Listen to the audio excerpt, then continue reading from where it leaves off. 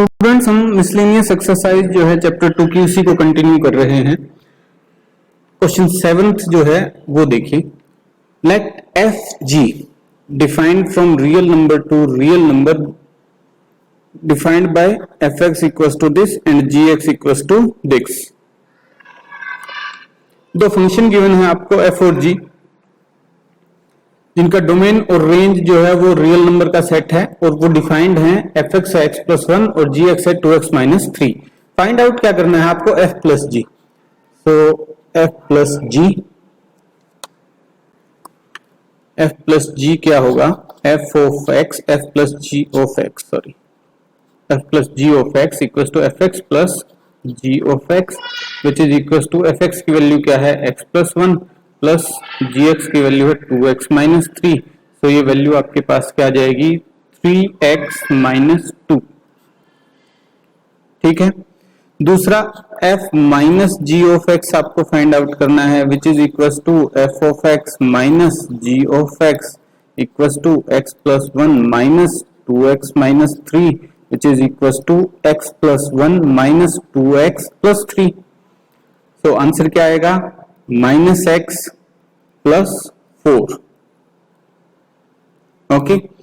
Third part है आपका F upon G of X equal to F of X upon G of X equal to F of X की value क्या है, X plus 1, G of X की value क्या है, 2x minus 3। यहाँ एक कंडीशन आपको और लिखनी पड़ेगी कि 2x माइनस 3 जो है वो इक्वल टू 0 नहीं होना चाहिए, यानी कि x की वैल्यू जो है वो इक्वल टू 3/2 नहीं होनी चाहिए। ठीक है ना, क्योंकि फंक्शन आपका फिर नॉट डिफाइंड हो जाएगा अगर 2x माइनस 3 इक्वल टू 0 हो गया तो। सो ये कंडीशन आपको फिर शो करनी पड़ेगी हमेशा। ओके। क्वेश्चन नंबर 8 देखिए, एफ एक फंक्शन है जो कि रोस्टर फॉर्म में आपको गिवन है। सो मैं इसको अलग से लिख लेता हूं, एफ फंक्शन है, रोस्टर फॉर्म में क्या मिलेंगे आपको, ऑर्डर्ड पेयर मिलेंगे 1 1, जिसमें ऑर्डर्ड पेयर में क्या है, एक x की वैल्यू है और एक f ऑफ x की वैल्यू है, यानी कि एक वेरिएबल हो गया और एक उसकी इमेज होगी। Got it. सो 1 1 मिल रहा है आपको एक ऑर्डर्ड पेयर, एक ऑर्डर्ड पेयर 2 3 मिल रहा है आपको, एक 0 माइनस 1 मिल रहा है और एक माइनस 1 माइनस 3 मिल रहा है। ये अंडर फंक्शन एफ आपको ऑर्डर्ड पेयर्स मिल रहे हैं। ये फंक्शन डिफाइंड है इंटीजर से इंटीजर पे, यानी कि इसको यूं लिख सकते हैं, function F is defined from set of integer to set of integers. F of X जो है वो उसका एक्सप्रेशन आपको गिवन है ए एक्स प्लस बी। ये एक लीनियर फंक्शन के टाइप का फंक्शन है आपका, a x plus b for some integers a and b, determined a and b. A और बी की वैल्यू आपको फाइंड आउट करनी है। सो ए और बी की वैल्यू कैसे फाइंड आउट करेंगे, देखिए ए और बी की वैल्यू फाइंड आउट करने के लिए ये जो ऑर्डर्ड पेयर्स बने हुए हैं ना, इनका यूज करेंगे हम। कैसे करेंगे, F of X equal to A x plus B, ये गिवन रिलेशन है आपका। फर्स्ट केस आपका ले लीजिए, ये वाला ऑर्डर्ड पेयर ले लीजिए। सो x इक्वल टू 0 है इस केस में और f ऑफ 0 जो है वो आपको क्या मिल रहा है, minus 1। Got it. So f of 0 equal to a into X की वैल्यू 0 प्लस b। तो f0 क्या है, minus 1 equal to a into 0, 0 हो गया और b इक्वल टू माइनस 1। सो b की वैल्यू आ गई आपके पास, है ना, आसान। चलिए दूसरा केस ले लेते हैं। जब दूसरा केस ले लेता हूं, पेन भी दूसरा कलर का ले लेता हूं, 2। जब ये केस ले लेते हैं 1 1 वाला केस, यानी कि x की वैल्यू 1 है और f ऑफ 1 fx की वैल्यू भी क्या है आपकी 1 है। ठीक है। तो फंक्शन लिखते हैं, फंक्शन है आपका f of x equal to A x plus B और f of 1 will be equals to a into 1 plus b।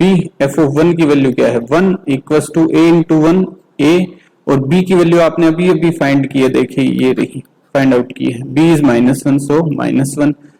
so 1 plus 1 equals to a which is equals to 2। so a की value होगी 2। तो दोनों values find out कर दी आपने, a equals to 2 and b equals to 1।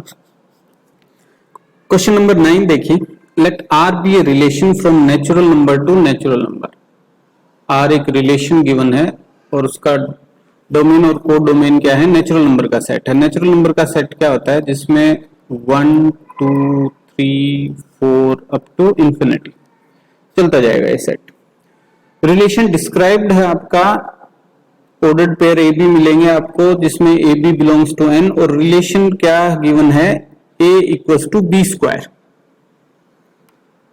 यानी ordered pair में अगर आपके पास 4 2 ये वैल्यू है, तो 4 इक्वल्स टू 2 का स्क्वायर, यानी a equals to B square.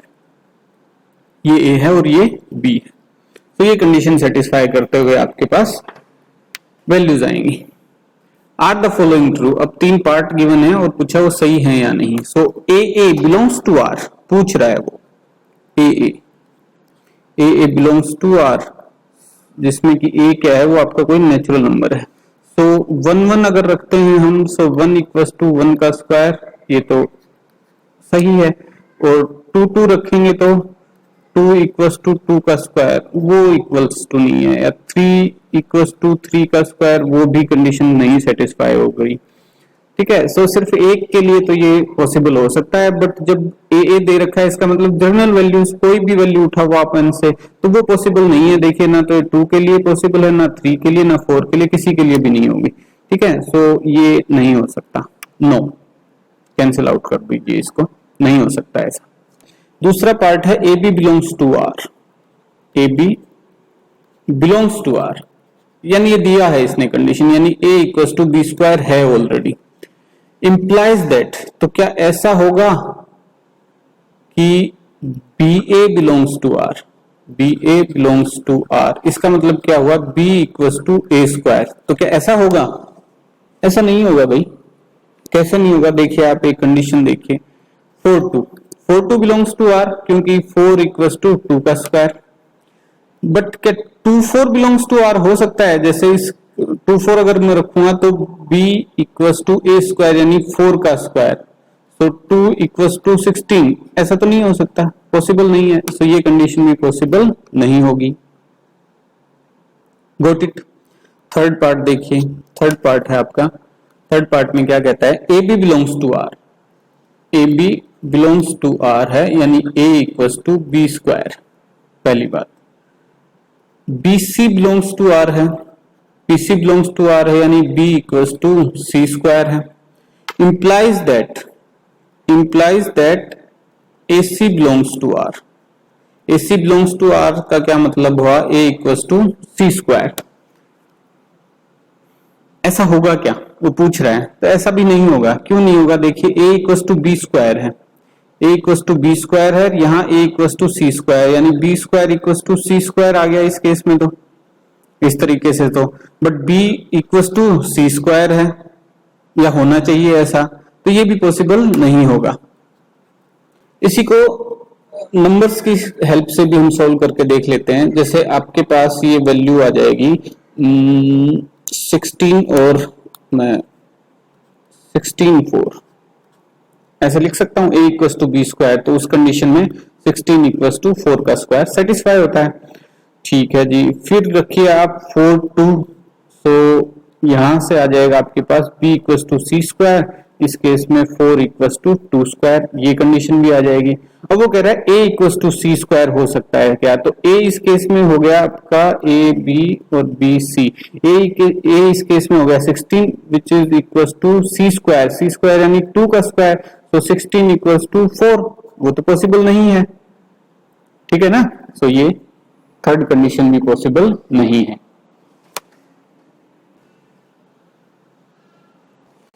Question number 10 देखिए, एक सेट गिवन है a, एक सेट गिवन है b, एक फंक्शन गिवन है, और वो पूछा है कि f जो है वो रिलेशन है या f जो है वो फंक्शन है, जस्टिफाई करना है। तो इसका सबसे आसान तरीका है कि आप जो है इनका एरो डायग्राम बना लो, set a, set b, set a में एलिमेंट्स हैं आपके 1 2 3 4, सो 1 2 3 4, सेट b में एलिमेंट्स हैं आपके 1 5 9, 11, 15, 16। ओके, सो फंक्शन एफ के अंडर जो, या यूं कहूं कि अभी फंक्शन डिफाइंड तो ये है नहीं कि ये फंक्शन है या रिलेशन। सो रिलेशन एफ के अकॉर्डिंग जो ऑर्डर्ड पेयर्स बनते हैं वो ये है कि 1 रिलेटेड है 5 से, ठीक है जी, 2 रिलेटेड है 9 से, ठीक है, 3 रिलेटेड है 1 से, कोई दिक्कत नहीं है, 4 रिलेटेड है 5 से, 4 भी रिलेटेड है 5 से, और 2 रिलेटेड है 11 से, 2 रिलेटेड है 11 से। अब वो पूछ रहा है first part, f is a relation from a to b। f एक रिलेशन है a टू b से। देखिए रिलेशन जो है वो a कार्टेशियन b का सबसेट होता है। तो यहां सेट a है और b है, a कार्टेशियन b का सबसेट हो सकता है। सो वो हो जाएगा, कोई दिक्कत नहीं है उसमें, क्यों नहीं है, रिलेशन हो जाएगा, वो ए कार्टेशियन बी का सबसेट होगा। जो भी ये रिलेशन एफ जो भी है, ये जो भी रिलेशन एफ जो गिवन है, ये ए कार्टेशियन बी का सबसेट होगा, तो रिलेशन हो जाएगा। रिलेशन होने में कोई दिक्कत नहीं है, क्योंकि रिलेशन में जो ऑर्डर्ड पेयर मिलने चाहिए हमें, कोई कंडीशन इसने अलग से दे नहीं रखी और उसका रोस्टर फॉर्म में दे रखा है, तो रिलेशन पॉसिबल है, कोई दिक्कत नहीं, हो जाएगा। Yes, F is a function from A to B. अब ये कह रहा है एफ फंक्शन है क्या ए टू बी से, तो फंक्शन नहीं होगा। फंक्शन होने के लिए क्या चाहिए कि एक तो डोमेन में कोई एलिमेंट बिना इमेज के ना हो, तो वो तो पॉसिबल हो गया, यहाँ कंडीशन सेटिस्फाई हो गई कि डोमेन में कोई एलिमेंट खाली नहीं है, पर उसकी यूनिक इमेज भी होनी चाहिए। यहाँ देखिए 2 जो है उसकी 2 इमेज है, एक तो 9 और एक 11। सो 2 ऑर्डर्ड पेयर ऐसे हैं जिनकी प्री इमेज जो है वो 2 है, सेम वैल्यू है। सो ऐसी कंडीशन नहीं होनी चाहिए, इमेज जो है वो यूनिक होनी चाहिए। सो अब जो है वो फंक्शन नहीं होगा, नो फंक्शन नहीं होगा ये, ठीक है। ओके, क्वेश्चन 11 देखिए, let F be the subset of Z Cartesian Z. Z जो है वो आपका इंटीजर का सेट है। सो मैं जेड लिख लेता हूं पहले, इंटीजर का सेट है। इंटीजर्स आपके क्या होते हैं, नेगेटिव वैल्यूज, 0 और पॉजिटिव वैल्यूज। तो minus infinity to positive infinity. तो ये इंटीजर्स हो गए आपके। ओके, फंक्शन डिफाइंड है आपका f a b equals to a plus b. अब यहां देखिए 2 वेरिएबल है आपके पास, ए और बी, और उनसे आपका फंक्शन बना है। तो पीछे अब तक जितने भी फंक्शन या रिलेशन हमने किए थे उनमें एक ही वेरिएबल था x, यहां वेरिएबल आपके 2 हैं, तो ये पॉसिबिलिटी भी हो सकती है। A B belongs to z है, दोनों ही इंटीजर्स हैं। Is f a function from integer to integer, ये पूछ रहा है वो, क्या ये फंक्शन होगा। तो इसमें क्या करें हम, एक रिलेशन या एक फंक्शन कहें, ये गिवन है, अभी तक तो फंक्शन ये डिफाइंड है नहीं, ये तो पूछ रहा है ये फंक्शन होगा या नहीं, तो इसे रिलेशन ही कहते हैं हम। तो एक रिलेशन आपको गिवन है और ये बता रखा है कि ये जो वेरिएबल्स हैं ये इंटीजर्स के सेट से आएंगे। सो इंटीजर का सेट तो माइनस इन्फिनिटी से प्लस इन्फिनिटी तक जाता है, तो क्या चेक करें हम, कैसे चेक करें, बहुत सारी वैल्यूज हो जाएंगी ये। तो इस केस में हम क्या करते हैं, 0 या उसके आसपास ही चेक करते हैं। तो सबसे पहले आप 0 के साथ ही चेक कीजिए। मान लो a की वैल्यू रखता हूं मैं 0 और b की वैल्यू रखता हूं 1। सो ये फर्स्ट केस हो गया। सो फंक्शन या रिलेशन एफ ए बी के अकॉर्डिंग आपकी वैल्यूज a प्लस बी आनी चाहिए, यानी f 0 into 1 equals to 0 plus 1, यानी f 0 की वैल्यू आपके पास क्या आई, 1। तो एक ऑर्डर्ड पेयर आ गया आपके पास 0 1, यहां लिख दिया मैंने अलग से। दूसरी कंडीशन है आपके पास a की वैल्यू 0 और b की वैल्यू 2 रख लिया आपने।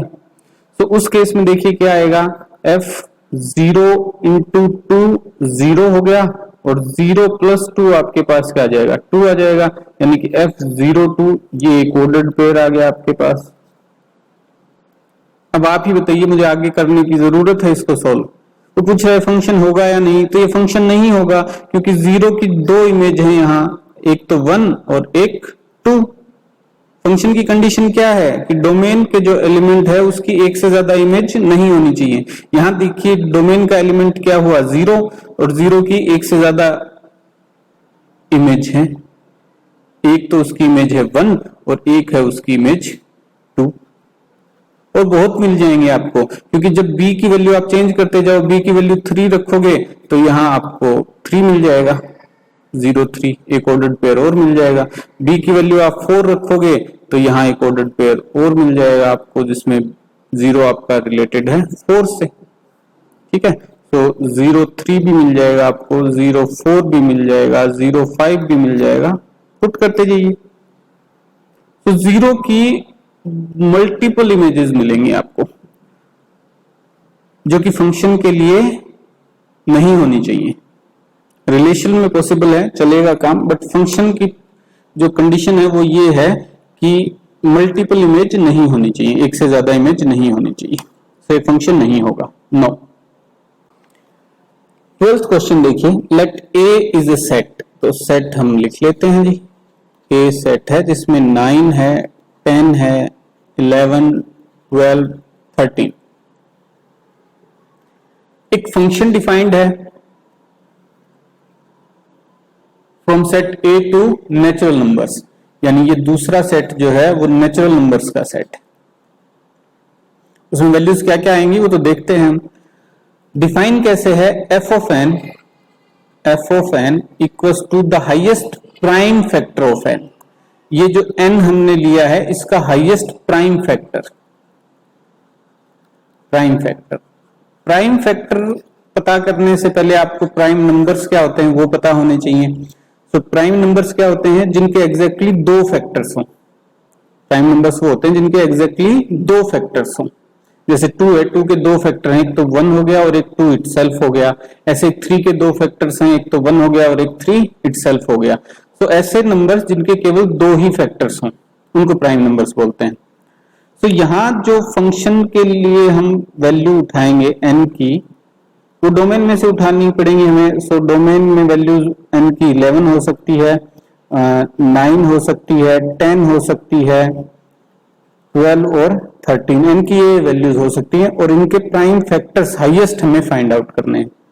सो फर्स्ट केस देखिए, 9 का हाईएस्ट प्राइम फैक्टर क्या हो सकता है, 3 हो जाएगा। 3 इंटू 3 9, और 3 एक प्राइम नंबर है। 10 का प्राइम फैक्टर हाईएस्ट क्या हो जाएगा, 5 हो जाएगा। 5 इंटू 2 हाईएस्ट चाहिए ना, मैं 2 भी प्राइम फैक्टर है, बट 2 से बड़ा 5 है। सो 5 इंटू 2 10 हो जाएगा। सो हाईएस्ट प्राइम फैक्टर 5 हो गया। 11 का 11 इटसेल्फ। 12 का हाईएस्ट प्राइम फैक्टर हो जाएगा, 12 को हम मल्टीप्लाई कर सकते हैं कैसे कैसे, 6 इंटू 2, 2 एक प्राइम फैक्टर है, 6 तो नहीं है, 6 प्राइम फैक्टर नहीं होगा। 4 इंटू 3, 4 इंटू 3 हो जाएगा। ठीक है, सो 2 से हाईएस्ट तो 3 हो गया प्राइम फैक्टर। 3 ऑलरेडी हम लिख चुके हैं तो दोबारा लिखने की जरूरत नहीं है, और कोई प्राइम फैक्टर इसका मिलेगा नहीं। ओके, 13 का 13 इटसेल्फ। सो रेंज जो है वो क्या होगी, रेंज होगी ये वैल्यूज। सो मैं लिख देता हूं, range of f equals to a set containing 3, 5, 11, 13. So this is your answer.